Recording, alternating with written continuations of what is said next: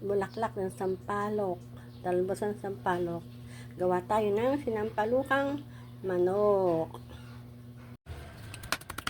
Pagkain na po natin natin.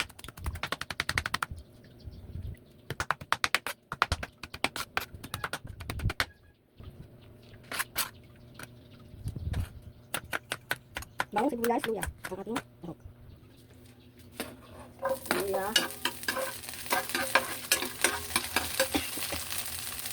Bawang sibuyas. Tuloy na po natin yan.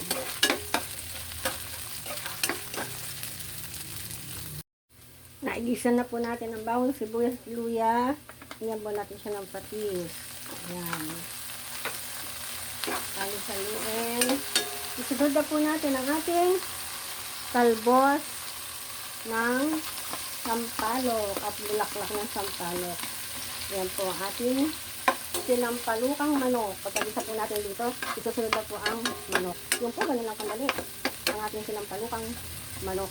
Yung iba po kasi hindi alam kung saan daw yung sasakugan talbos, bulaklak ng sampalok. Sinampalukang manok, try po nyo. Ang sarap. Ang bango. Ang bango po.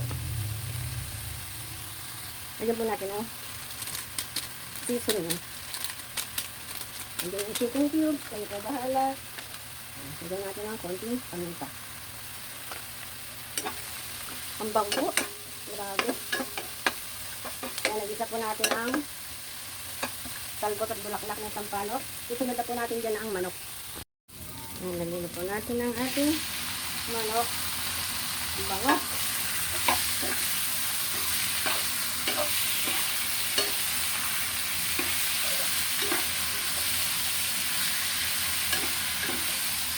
Wow. Napapadami naman ang kain nito. Sangkotsahin lang po natin. Takpan natin.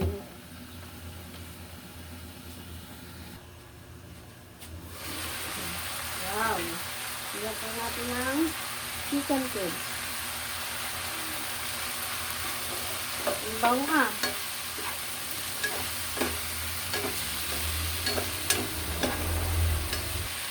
Sabaw, syempre.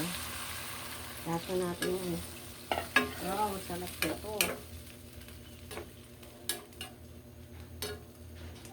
Yan, lutuin lang po natin yan ng yan, okay na yan. Luto na.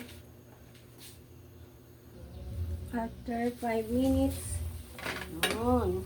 Pag wala po kayong talbos o bulaklak ng sampalok, pwede pong yung pansig asin.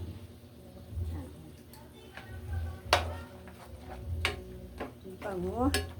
Ang bango po ng talbos. 10 minutes na lang po. Luto na yan. Yan, luto na po ang ating sinampalukang manok. Kakain na kami. Wow. So, yummy.